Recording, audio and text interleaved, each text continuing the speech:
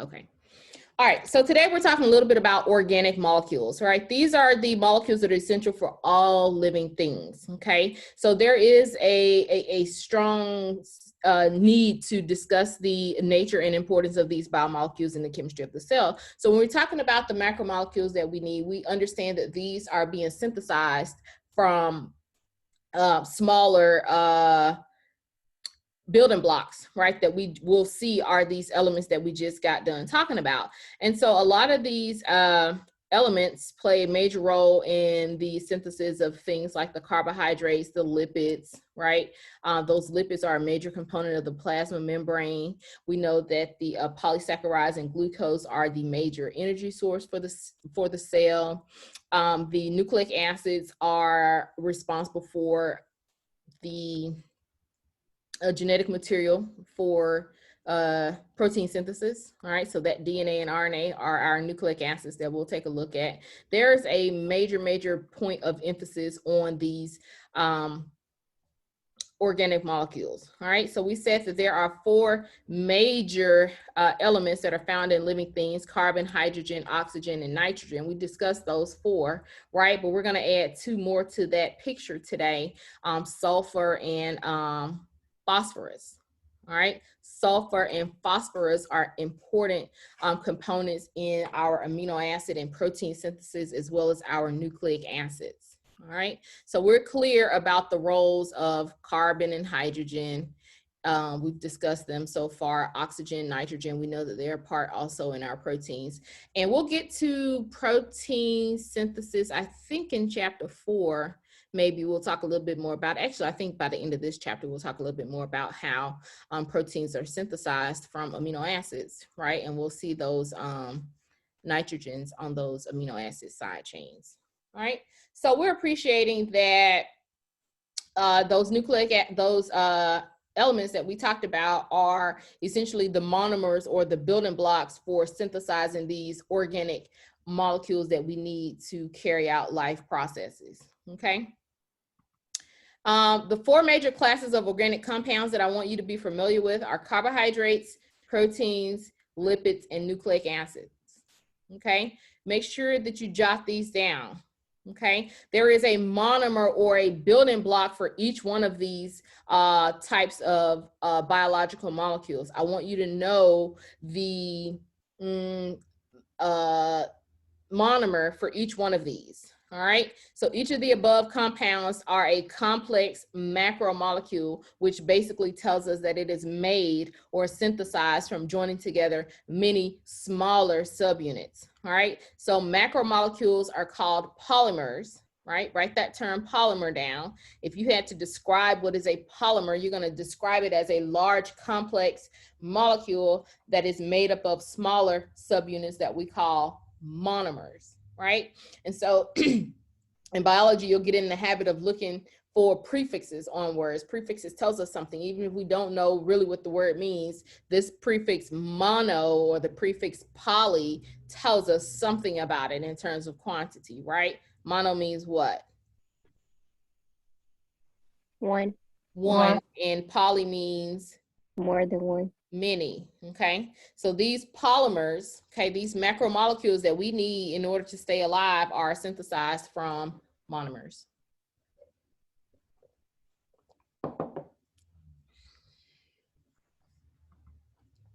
Let's look at the first group of macromolecules. They're called carbohydrates, okay? This class of compounds are made from carbon, hydrogen, and oxygen, okay? All of your carbohydrates are gonna contain carbon, hydrogen, and oxygen. Make a note of that. Why do we need carbohydrates?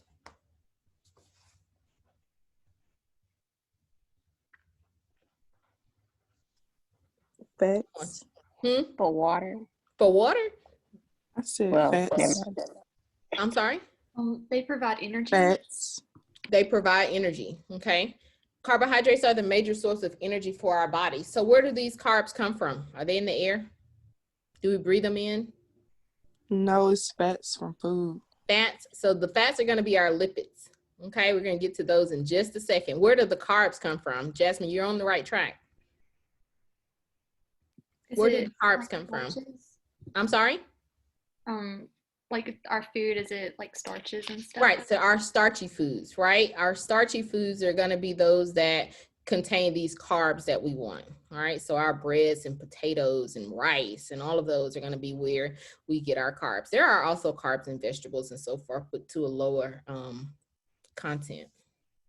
All right, so let's look at some examples of carbohydrates: the sugars, starches, cellulose, and glycogen. All right, glycogen is a complex polysaccharide created in animals for the purpose of storing chemical energy. Okay, starch is a long-term energy storage molecule for most plants. All right, so we have our potatoes, sugar, and we're having our storage form of energy is glycogen. Now, put an asterisk here by cellulose. What's important? What do you remember about cellulose? What do we remember about cellulose? Where have you heard this term before?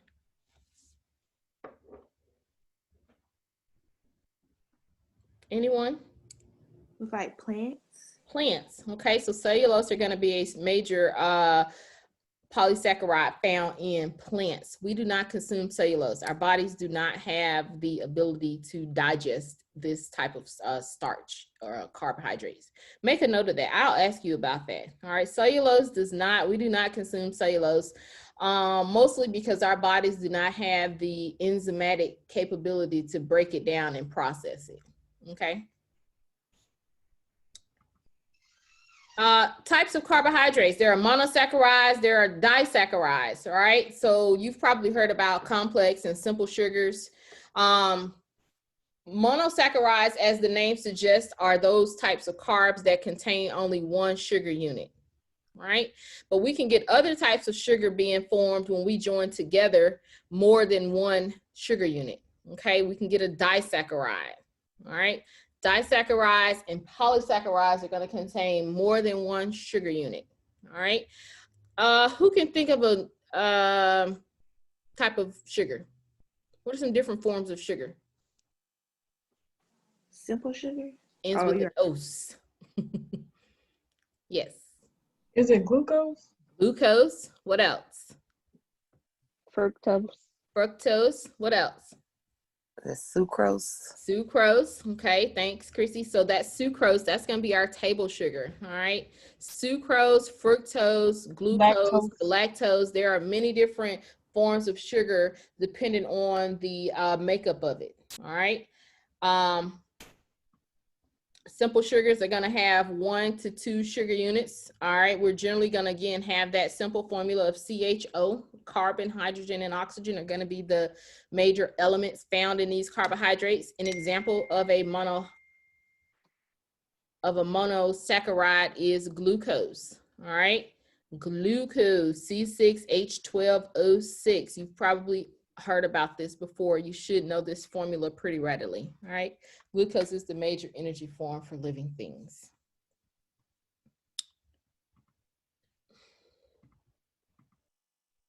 All right, so so you've seen glucose before in the chemical reaction for photosynthesis, right? Photosynthesis uses sunlight energy and carbon dioxide and water to produce glucose and oxygen. So glucose is a product of photosynthesis. All right. Disaccharides, we get these more complex sugars when we join together 1 or more or 2 or more monosaccharides. So sucrose is made from, I'm sorry? Can you go back real quick, please? Oh, yes. Let's see. 9.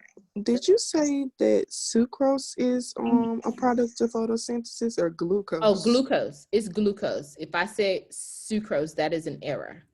It's Okay. glucose.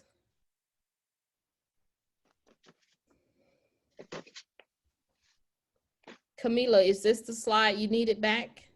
Yes, thank you. Okay.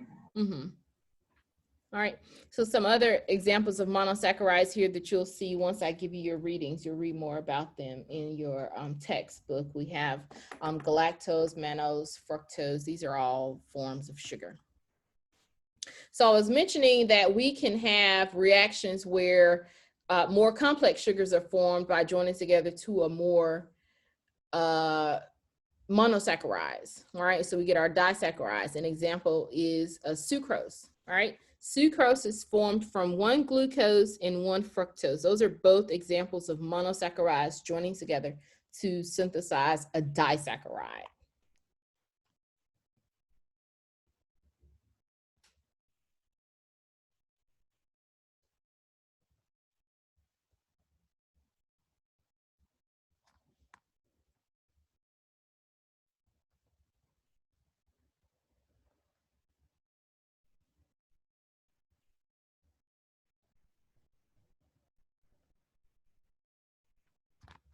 Okay. Polysaccharides, again, are our complex carbs, complex carbohydrates, which are going to include our starches, cellulose, and glycogen. All right. Make sure you have the asterisk by the fact that we don't consume the cellulose. Okay. Glycogen, as I said before, glycogen is a storage form of energy in animals. All right. It's going to contain that protein sort of as its starting point. All right. We'll also see fats as an option for storage of energy. All right. So when your bodies are depleted of carbohydrates, it starts to burn fat. All right. That's one of the premises behind this new keto diet. It's not a very safe diet, though it does work. It does help you lose weight, but it's not something that you should try to sustain for a very long time because it's not very healthy. But in the absence of carbs, your body will burn and use fat to obtain energy. Go ahead. Which is the one, can you say one more time, which is the one that we're not supposed to consume? We don't consume cellulose. Okay, thank you.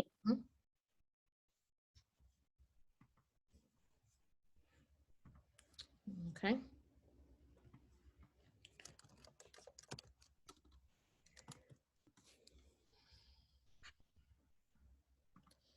Oops. All right.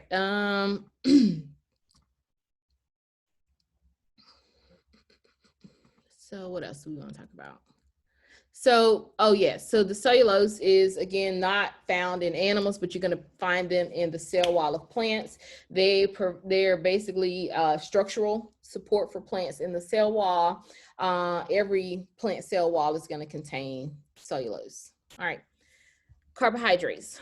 All right, that's carbohydrates. Make sure that the main thing we're taking away from carbs is that they are going to be mostly contain. They're going to mostly contain carbohydrates, hydrogen, and oxygen, and then they are the major form of energy. There are different forms of sugars or carbohydrates. They're simple and complex.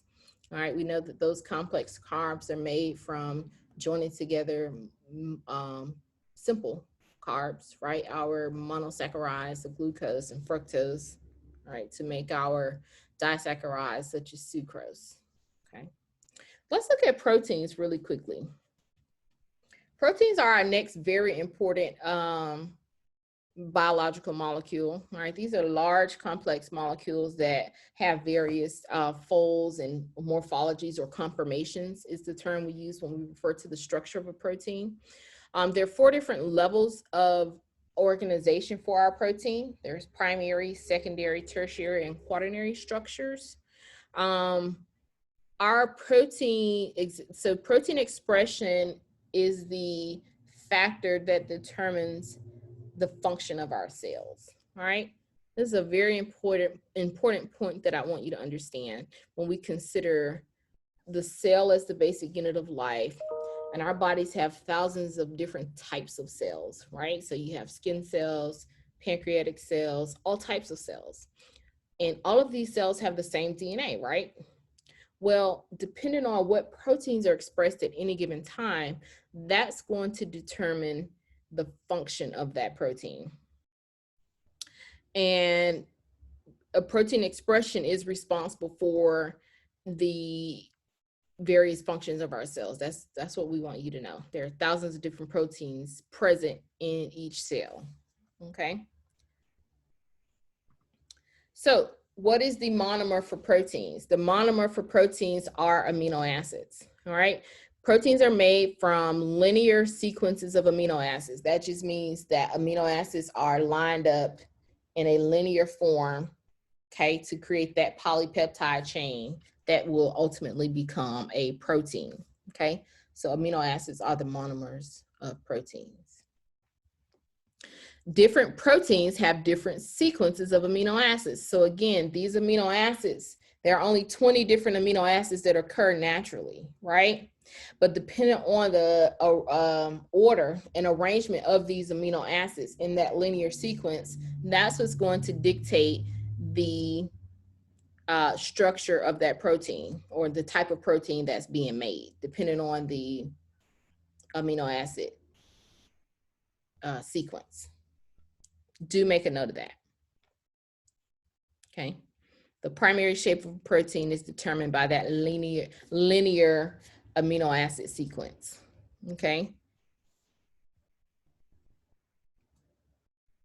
And you are making a note of the fact that there are 20 amino acids that exist in nature, but different combinations and arrangements of those 20 amino acids allows for the formation of these very different proteins. Okay. So we talked, I think we may have mentioned this idea of structure and function. All right. So depending on the arrangement and order and conformation of these proteins is going to dictate the final products of these proteins that are being made in their functionality.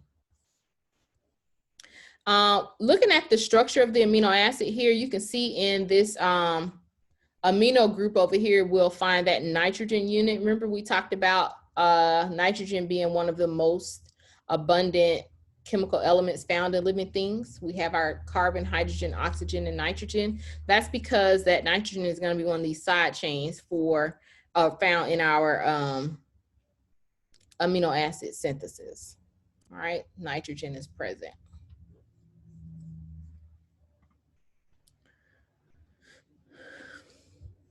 So again, when we're considering the primary shape of a protein, we're linking together two or more amino acids to be formed. We can have these dipeptides being formed, or we can have a polypeptide chain. Most functional protein products are going to be a polypeptide chain, which means it's going to have many amino acids joining together, all right, to create this linear polypeptide. All right, these amino acids, separate amino acids are being held together by peptide bonds. Write that down. Peptide bonds are an important bond found in amino acids. That just reminded me. Did we get to chemical bonds last chapter? Did I talk about that?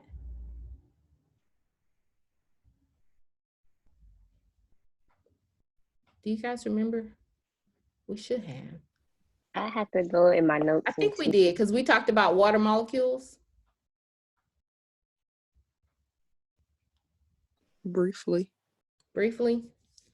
Okay.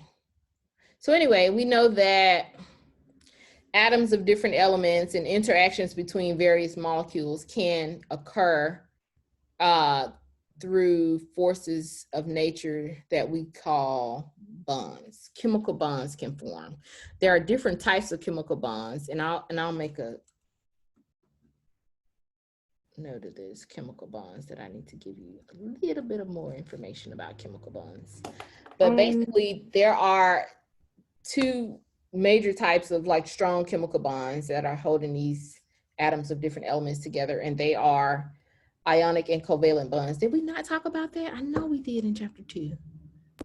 No, we didn't. Okay. I think we ran out of time. Oh, okay. All right. So I'll go back and take a look at that. I have a question. Sure. You said peptide bonds are essential to amino acids? Yeah. So when proteins are formed, they're formed by joining together amino acids, right? Different amino acids, many amino acids joined together makes a protein. And so those different amino acids are held together by peptide bonds. Yes.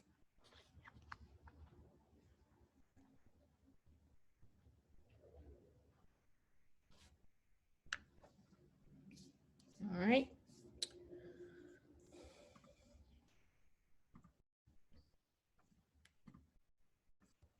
All right, so this is an example of the primary structure of a protein. It's just a linear chain of amino acids where we have the amino group on one side and the carboxyl group on the other side, all right? These individual amino acids are being held together by peptide bonds, okay? Make sure you have that in your notes. All right, so I mentioned that proteins can have various levels of conformation. Okay, we have primary structure, then we have secondary structure, right? The secondary structure of an amino acid is basically when you have these amino acid chains that start to sort of fold in different ways. Okay, they can arrange themselves and fold and make, you know, alpha sheets, beta pleats, different arrangements. Okay, examples of secondary shapes, write them down: alpha helices, beta sheets. Okay, coils, you've probably seen illustrations in your textbook, like something like this, where we have these coils being created. These are examples of secondary structures, all right?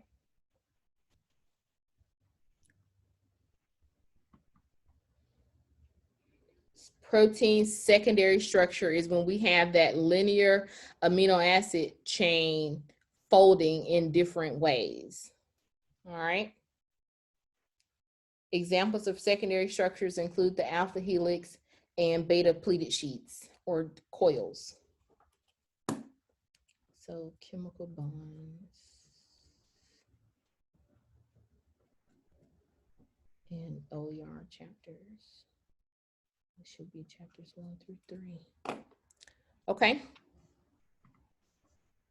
So this is an example of an alpha helix, all right? You've probably seen a similar structure like this when you've looked at the structure of DNA. We know that DNA is a double helix, right? DNA as a double helix means that there are two strands of nucleotides winding around each other in sort of that helix formation. Excuse me. So we refer to the structure of DNA as a double helix, okay? Beta pleated sheets, you kind of have this pleated arrangement of amino acids. And then you can have various coiled arrangements. Quaternary structures are basically when you have two polypeptide chains interacting together. We skip tertiary. Okay, tertiary arrangements are when you have adjacent polypeptides interacting together. All right, so you have alpha helices, you have beta pleated sheets in here, you have random coils. All right.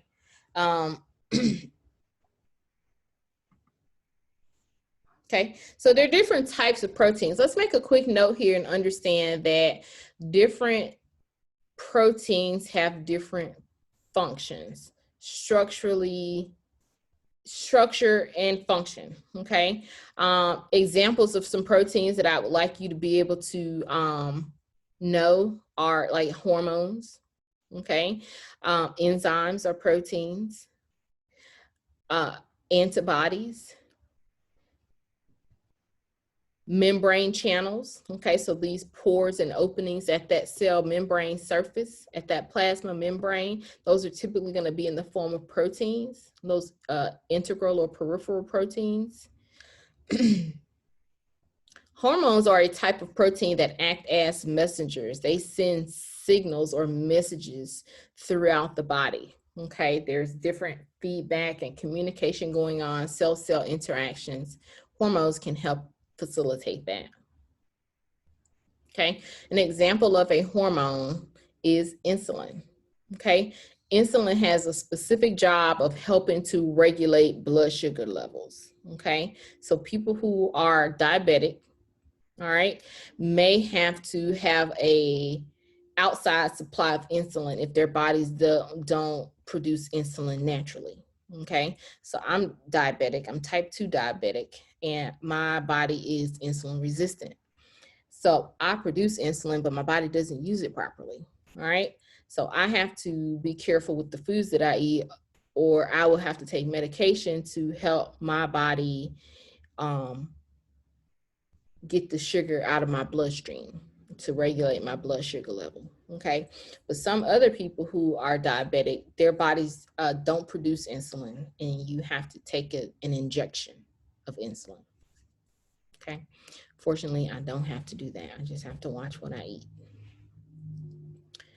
Enzymes. What are enzymes? What's an They enzyme? control the reaction speed. Okay, what are they? How do they do that? What do we call enzymes? What is something that speeds up a reaction called? It starts with a C. Is it a catalyst? It's a catalyst, right? So enzymes by definition are biological catalysts. These are biological molecules that speed up chemical reactions, all right? We will get to this in another couple chapters. We'll talk a little bit more about energy and enzymes. And so basically what's happening with the enzyme is every chemical reaction requires energy, an input of energy, right? An amount of energy must be present in order for this chemical reaction to take place. Well, enzymes are going to speed up the initiation of this reaction by lowering the activation energy that's required for that energy, for that reaction to take place. Okay. Cell receptors, again, these are proteins that sort of sit on the surface of the plasma membrane on top of the cell, like on the cell surface. Okay. And they act as antennae. Again, they're sending messages from maybe from one cell to another, or from the outside of the cell to the inside of the cell once it interacts with its ligand. So we have receptors that sort of sit on the surface, and then some other molecule or substance can function as a ligand that basically comes and binds to that receptor, and then signals are communicated. And so we say that cell receptors act as antennae. We know that antibodies are proteins that fight foreign germs or invaders inside of our bodies. All right. So these are different types of proteins. If you were asked to identify some types of proteins, you would list them as hormones or enzymes, antibodies, membrane channels, receptors, and so forth. Those are all examples of functional proteins in our bodies. Okay. Okay, so we did carbs, we did proteins, structural proteins in our bodies, hair, fingernail, these all contain keratin. We know collagen is present in our skin, myosin in our muscles. Okay, these are all examples of proteins throughout our bodies.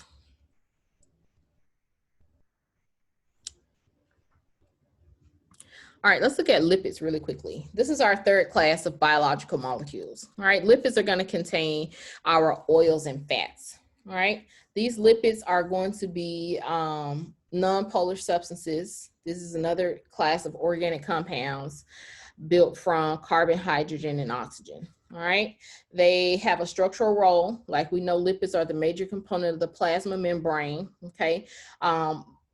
Particularly those phospholipids, and we'll talk about that in great detail when we get to the cell membrane.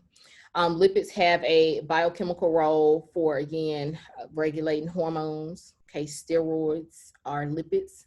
Long-term energy storage molecule for animals. So I mentioned carbs kind of as our go-to form of energy that we replenish and use, consistently. But if at any point your body is depleted of carbs and doesn't have that as an energy source, that glucose, it's going to start to now use your fats. Okay. Lipids carry more energy per molecule than carbs and proteins. Let's look at some the building blocks of lipids: fatty acids and glycerols. Write that down. The monomers that make up lipids are fatty acids and glycerol. Okay, triglycerides. I know you've heard about triglycerides before. If you've ever gone to the doctor and had some labs done with your blood work, they're checking your cholesterol and so forth. They're looking at your triglycerides, your LDL, HDL levels. That's the common form of fat that's in our bodies. It's triglycerides. This diagram represents a triglyceride as a simple fat, basically. I'm trying to hurry up before we run out of time. One of the things I do want you to know about lipids, all the molecules in this class are going to be nonpolar hydrophobic molecules, which means they do not readily interact with water. I know we've all seen, you know, the basic chemistry experiments where we mix oil and water together. We don't get a homogeneous mixture, okay? But oils are hydrophobic, okay? Those fatty acid chains have no affinity for water and are therefore said to be insoluble. Okay, so these are nonpolar hydrophobic organic molecules. Okay, lipids with straight fatty acid chains packed closer together are solid at room temperature, but then there are others that can be liquid at room temperature. Okay, so our, you know, oils like cooking oils, there can be, or olive oil, but then there's also things like the solid, like lard that you can cook with or bake with. It's solid at room temperature.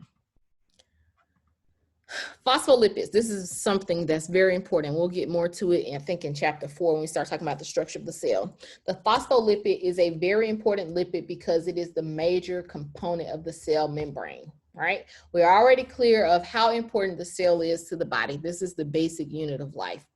Everything about us is that we're made from cells. So structurally, when we look at the makeup of the cell, you know, we have this kind of circular 2D illustration that we always do to represent a cell. Well, every cell is surrounded by that first layer of boundary of protection, okay, that first shell as a cell membrane. Is that enclosure.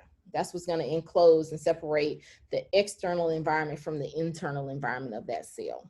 Okay, phospholipids are the major component of that plasma membrane, of the cell membrane. All right, and we'll get some more information about that later, but basically this phospholipid is a very important molecule functionally, and it's said to be amphipathic. Write this word down, amphipathic. The phospholipid, one characteristic is that it is amphipathic, which basically means it has it has both a hydrophilic component and a hydrophobic component.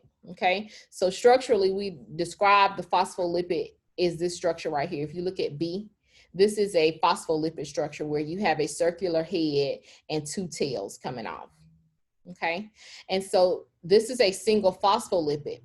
The structure of the cell membrane is described as a phospholipid bilayer. Okay, a phospholipid bilayer means that basically there are 2 layers of lipids interacting together. Okay, if you pay attention to this structure right here, we have a lipid bilayer. This is one layer of lipids here. This is a layer of phospholipids here on top, and then there's another layer of phospholipids right here. All right, we have those hydrophilic heads facing out, and these hydrophobic tails are buried in the middle where they do not interact with water. Okay, and so if you think about the structure of the cell membrane, it's a phospholipid bilayer, so we got our 2 layers of lipids.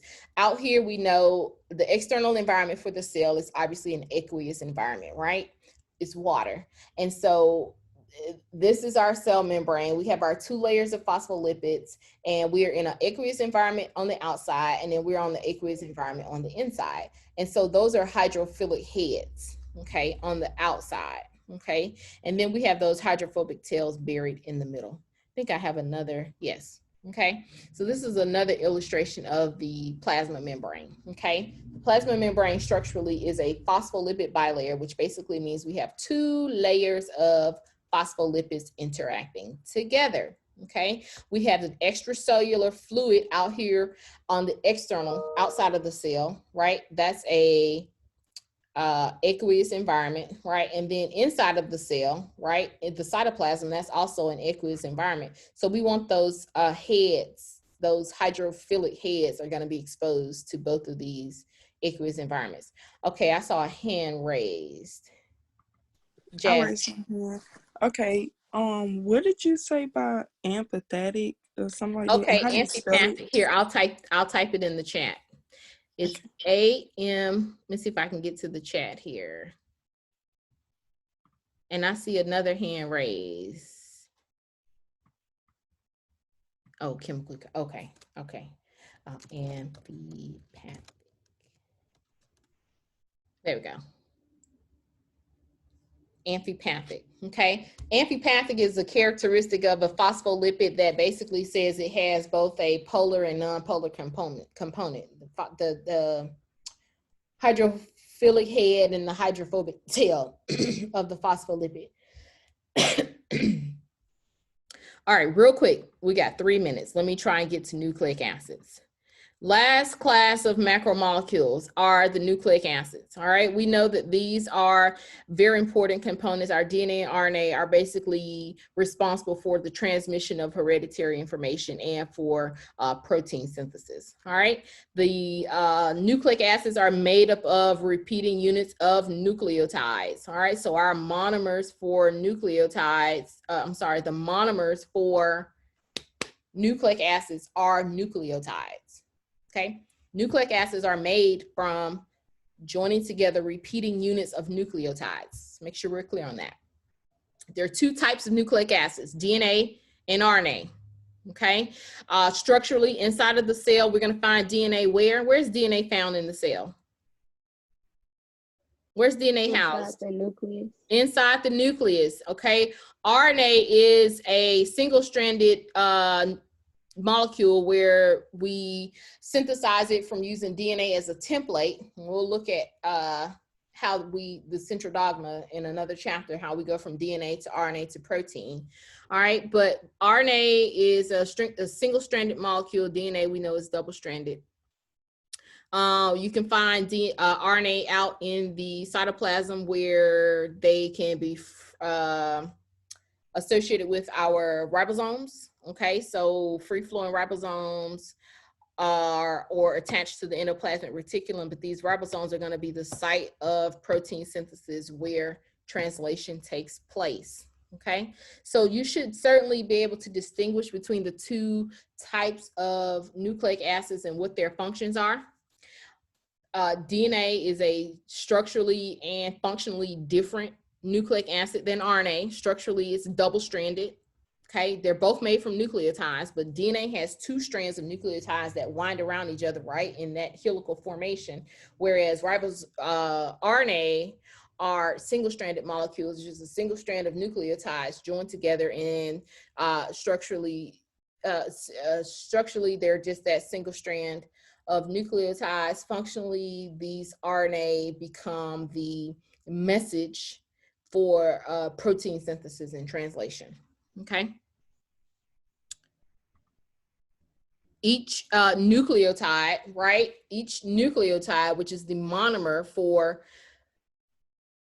nucleic acids, contain 3 components. Okay, write these 3 components of a nucleotide down. Each nucleotide contains a sugar group, a phosphate group, and that nitrogenous base. All right, so again, we're seeing that nitrogen element here. Okay, those nitrogenous bases you've heard about before. All right, adenine, thymine, guanine, cytosine, these are all going to be made or joining these pairs of nitrogenous bases will be responsible for the formation of that double-stranded nucleic acid.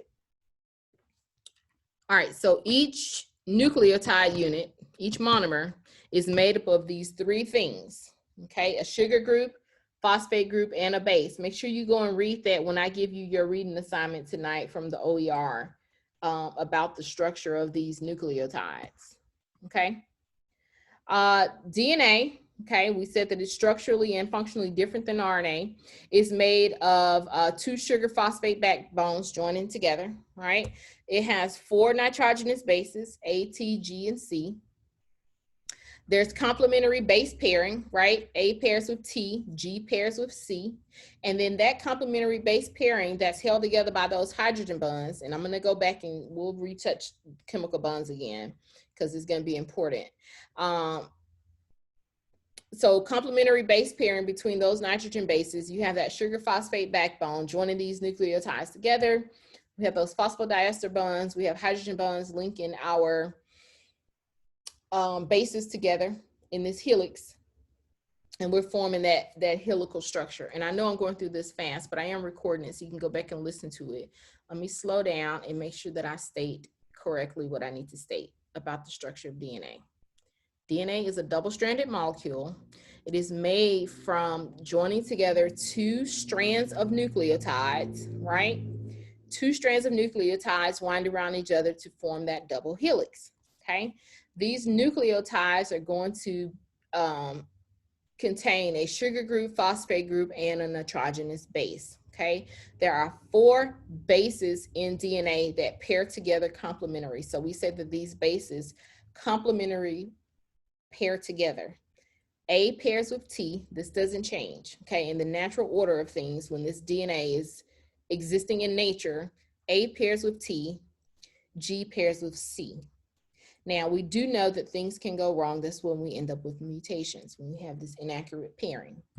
But in the natural order, A pairs with T, G pairs with C, complementary base pairing, hydrogen bonds are holding these base pairs together, and phosphodiester bonds are holding those sugar phosphate backbones together, and that's how we get that fancy double helix being formed.